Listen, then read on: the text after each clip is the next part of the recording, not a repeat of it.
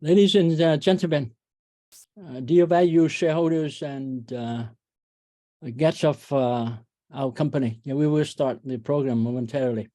First, thank you very much for taking your time to join our conference call at this time. It's afternoon in the U.S., East Coast, and also in West Coast as well, but it could be other time zone for you.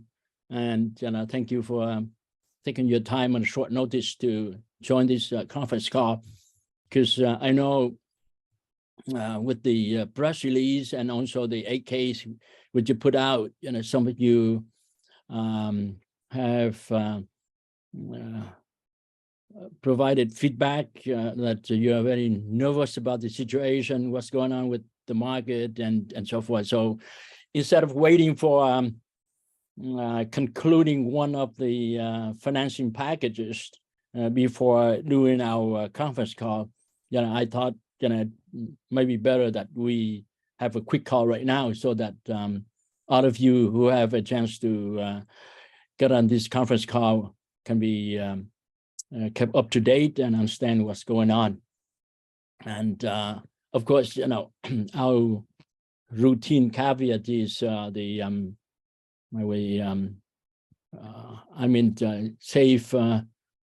safe harbor clause. Let me try to get that up here so that we can share with you. And as you know, our conference call here in this presentation contains forward-looking information, that involves things in the future that we cannot fully control. And so we may use such words as may, future, plan, should, expected, anticipate, draft, etc., etc. And the future circumstances and events or results can differ materially from what we are thinking right now that may or will happen. So there'll be a lot of known and unknown risks and uncertainties and other things that may cause actual result, performance, or achievement of the company and our subsidiaries, to be much different than what we anticipate they can be, And so those factors, the risk factors we have disclosed in our filings with it in the 10Ks and 10Q reports, and we encourage you to read those as well. And sometimes the actual result, can differ because of a number of reasons. If we are not able to raise the capital to execute our plans, or sometimes we are not able to deliver products and services when promised, and a potential customer do not pay for all the products and services, and even our partners, if they are not able to contribute the resources or financial means, as promised in a timely manner, that will also create delays as well. So, you understand that. So I wouldn't belabor too much on that.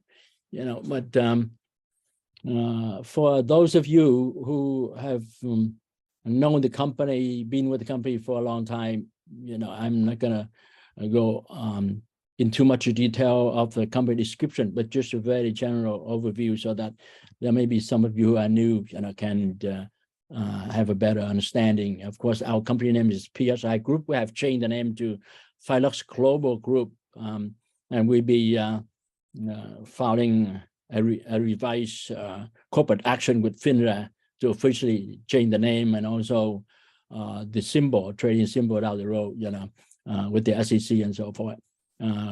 We have 60 billion shares of authorized common stock and 500 million shares of preferred stock. Right now, we have 35.7 million shares of common stock outstanding and 600,000 shares of non-convertible preferred stock outstanding. And our corporate strategy and scope of business, our strategy is to build and deploy valuable resources with distinctive competitive advantages. We participate and also compete in attractive businesses that have large growing market potential and create long-term value and provide points of exit for our investors through capital appreciation or sell or spin off our business units. Right now, as far as our scope of business, we've been working on the Luxembourg bank funds. It is intended to have a number of sub-funds to invest in different industry, different sectors, and so forth. And our main undertaking is the development and establishment of the Asia dynamic chain. We've been working on it for 5 years now. It's just not yesterday. And actually, even though, in spite of the delays caused by COVID and also delays caused by our wannabe partners and so forth, we have kept the project and have made tremendous progress, and that will be our main, our core business, our biggest project compared to all the other ones. And then we have advisory and consulting business.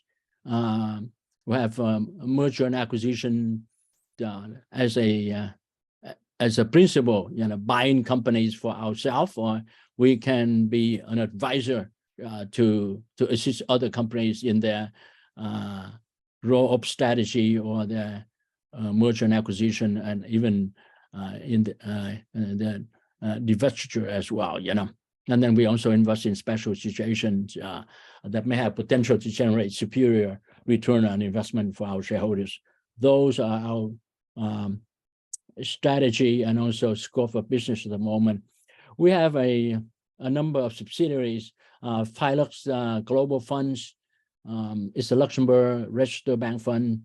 We have Philux Capital Advisors. It's an M&A and advisory and consulting subsidiary under the parent Philux Global Group. And then the Asia Dynamic Chain in Vietnam, we have Philux Global Vietnam Investment and Development Company, which serves as the holding company for our project in Vietnam.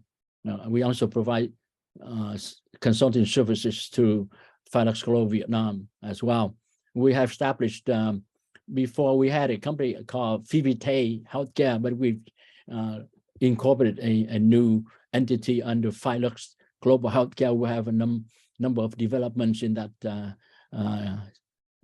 area right now, but we'll be sharing that now in the future. Some project we have been working on, and also Empire Spirit, which is pending a renegotiation with the company in China. And Carbon Corporation CO2 -1 -0. We are in the process of moving the operation and also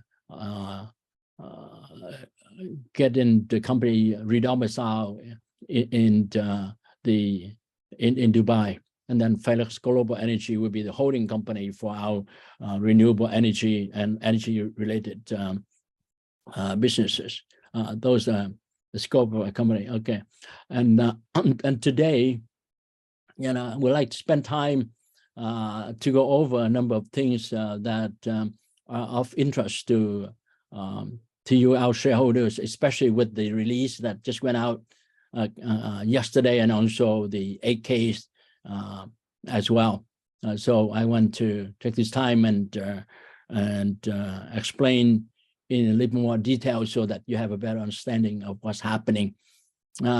Some of you send me text messages and so forth and say, well, talking about Harbinger, so this first quarter will be a harbinger for things to come in the latter quarters. And we are coming to the end of the quarter, just a couple of days, and with the cancellation of the Dintan acquisition agreement, and also cancellation of some of our sub-fund participants and so forth. And so you say, okay, is that the harbinger for what's going to happen in the future?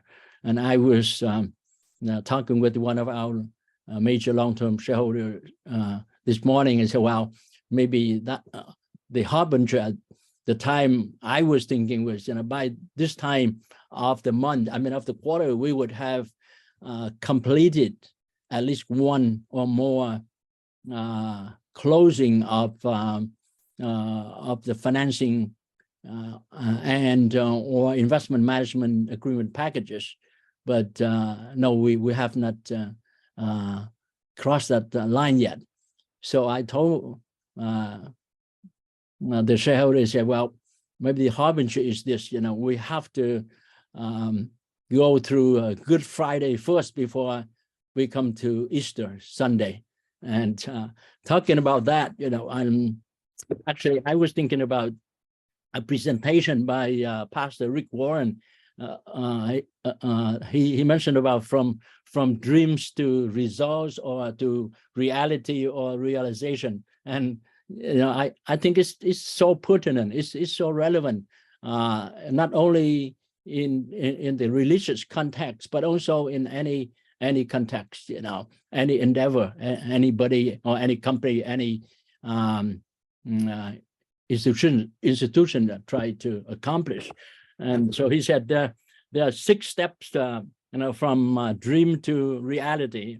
First, we have a dream, or a number of dreams, but then we have to come to another step, which is decision. But then, even after we make the decision, there'll be another D, where there'll be delays, and then will be difficulties. We got all kinds of things that are not going our way. Could be some things that created, caused by ourselves, or things that are external, beyond our control.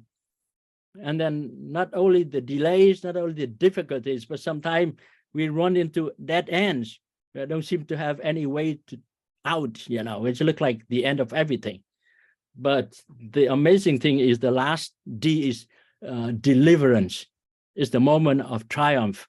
And in spite of the delays, difficulty, and dead ends, and things usually happen that way, especially big project, big things. They don't just happen overnight. It takes time to get done. It's not like going to the grocery store and buy an apple or an orange, it's not that simple, especially like our diamond exchange project. It's a very complex project. It involves a lot of major players, international players, and we have to have the right kind of people to bring this to success. And fortunately, thanks to God, we have come this far, and we are the only company, not only on the OTC market, in the whole world, that is doing the 6th international diamond exchange. And we've come a long way. And sometimes, we can be cut off and bogged down with the short-term fluctuations and delay and so forth, and forget to see the big picture. But, we will get there. And then we will have a chance for our partner, Mr. Ben Smith, who set up the Dubai Diamond Exchange back in 2004, to share with us later on. But we made tremendous progress on many fronts. So, so we're not there yet, but we'll get there. So I want to share with you. So that may be the harbinger for this quarter. We are going through what similar to be a setback because of the cancellation of a couple of deals or agreements, but fundamentally we are very strong. We have established new relationships and have also secure a lot of support financially and otherwise to make this happen. So with that, I want to share more about the deal cancellation with Tan Nam Long, AZ Holdings Investment, and also Tien Than Group. Tan Nam Long and AZ Holdings, these are 2 sub-fund participants in Vietnam who has signed up to join us and working on a real estate subfund and also an infrastructure subfund.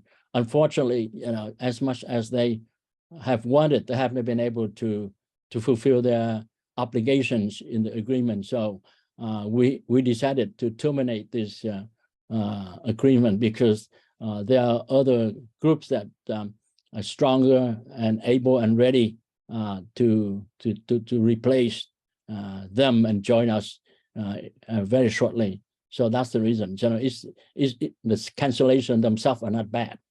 And the deal with Thiên Thanh Group, actually, Mr. Quinn is a very entrepreneurial, very hardworking, and very creative person. It's been a pleasure knowing him and working very closely with him. And just like it was, I think around March 15, that was supposed to be the closing day. And then actually in our agreement, in the amendment with Thiên Thanh Group, we had a clause whereby Thiên Thanh would have the option to terminate the agreement or can keep it open like that. It would be up to them. So we gave them that priority. And then when I was talking with Mr. Quinn at that time, he said, okay, let's just leave it open like that. And whenever you have received the funding after the closing of one or two financing packages, then we can close it and we don't have to terminate. And then the Mr.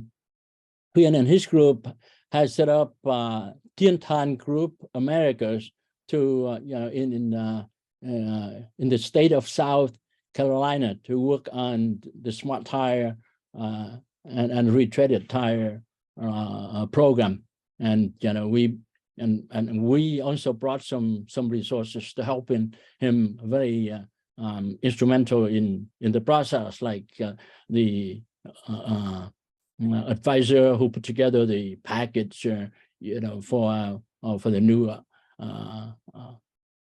initiative, and also other investor as well. And not sometimes not directly, but even though indirectly.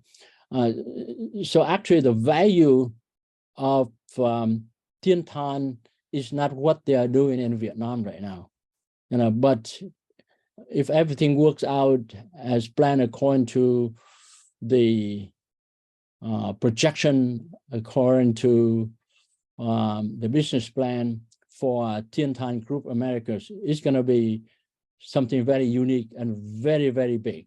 And actually, what we in our relationship with Thiên Thanh, this group, we have agreed that, okay, let's cancel the deal, and then whenever we have closed our financing, then we can come back to renegotiate. Of course, we in the old transaction, we were to acquire 51% of Thiên Thanh Group for $60 million in cash, and also the other 49 in exchange of our PSI stock. But we thought about it, and we didn't think it would be a good idea to give that much stock of the company to another entity at this juncture, while our valuation is still very low. So I think the cancellation also gives us the opportunity to come back and then renegotiate in light of new developments and new assessment of the business potential. And we are seeing that the opportunity or the value creation will be more in the future of Thiên Thanh Group Americas. And of course, we be working closely with Thiên Thanh to invest into this project. There are a couple other investors that, especially one of them that we personally know as well, that had decided to make an initial investment into Thiên Thanh Group Americas, but we expect to bring a lot more value to the new company in the near future. So that's what it is. A cancellation of the intent is not the end. Does not mean the end. It could be a revised transaction, a revised deal that would be more advantageous for us in terms of future value creation. So please don't let that bother you too much. Sometimes things do change, and sometimes delays give us the opportunity to reassess the situation with new information, with new development, with new input ingredients, to have a more educated and informed decision. So please don't let that bother you too much. Right now, our current focus is to close a number of financing packages and investment management agreement with a number of groups. And fortunately, we have the support of some of our long-term shareholders who have come forward and also supported the company at this juncture, so that we can meet, and actually we have met the requirements from our part in order to close one up to 3 of these transactions in the coming weeks. And I would not say exactly when. It can be before Easter or it can be after Easter, but will be very, very close. It's not that too far. And God's willing, if we just close one of the 3 most imminent deals that we have, that it will be a game changer for us. Of course, with the fund, then we're able to execute on a number of projects, and including the new deal we have with Saigon Silicon City project in the high-tech part, Saigon high-tech part, which will be very very valuable and very advantageous for us as a partner, as a shareholder in that project. And so right now, our priority in terms of portfolio focus and allocation, of course, we will continue to complete the ADE development and establishment project. We are thinking of a 2-fold development plan. The lab-grown diamond exchange will be situated in July industrial zone, this free economic zone in Quang Nam province. And the rough and polished diamond exchange will be located in the new zone in the Long Tan district, Dong Nai province, where the new international airport is being built. And so those are our highest priorities in terms of current project. And then, of course, we will continue to acquire other companies that fit into our selection criteria to create value and fast track the growth and creation of a critical mass, so that we can be upgraded to a senior exchange. And then the new investment, we have a number of new investment that are quite attractive, and we don't want to bother you too much at this juncture with a lot of new information.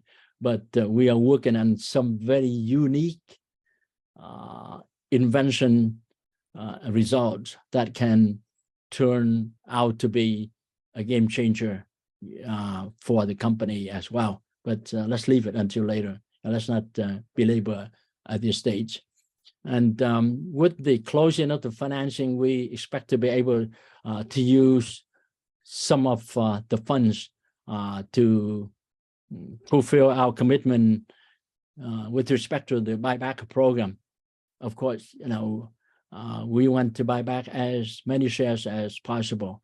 And we still have until June to do that. And if needs be, after having acquired certain number of shares, we can extend until we will have bought back up to a certain amount that will make sense and more sustainable for the company.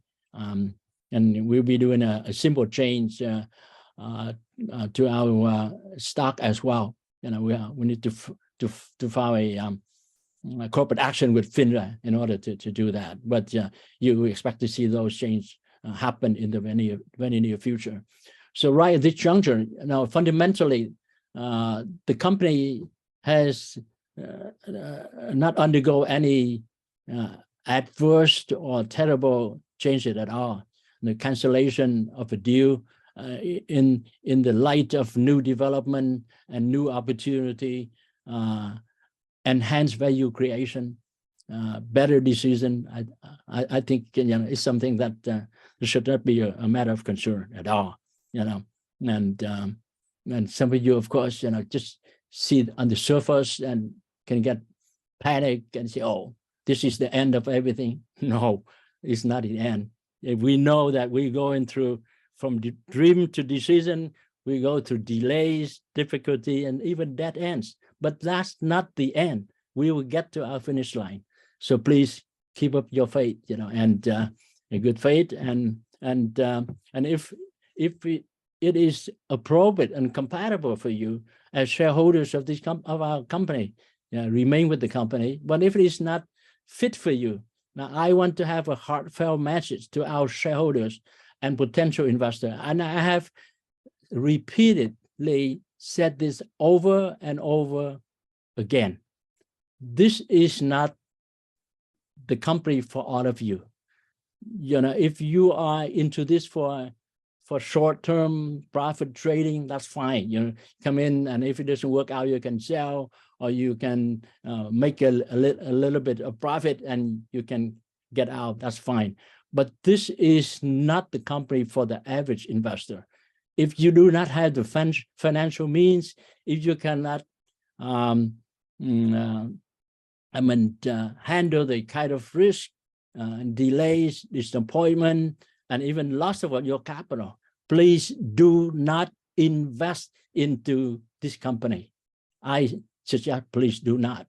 And we believe that by finishing some of the financings, announcing of the new developments, we will have a potential opportunity for the stock to be valued at the right level, that is justified, that is warranted.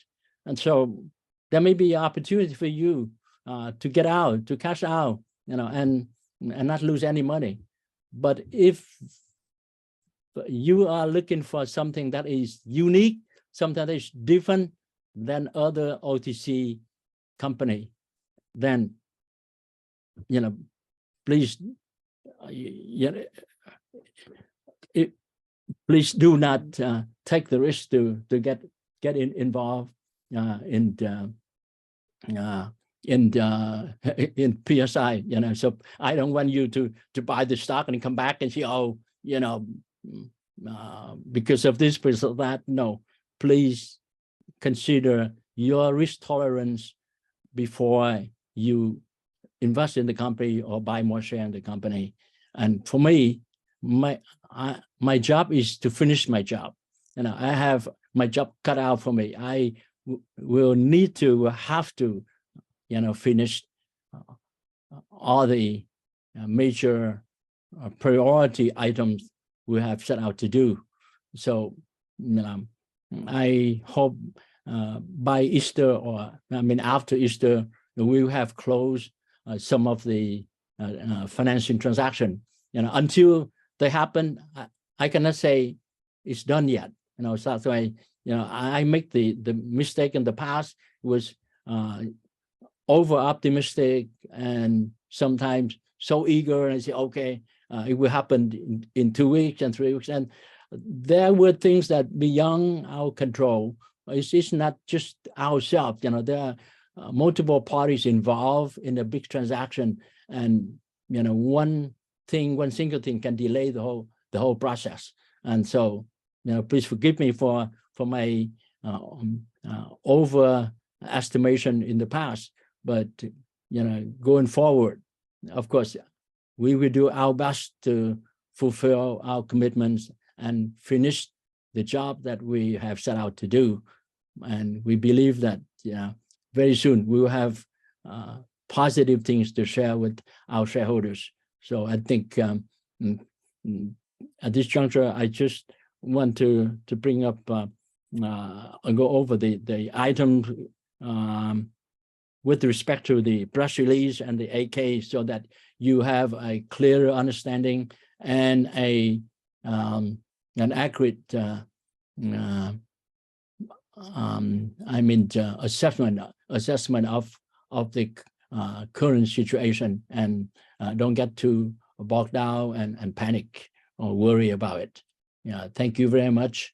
Hope you have a great rest of the day. If we do not talk before Easter, I wish you a happy Easter, those of you who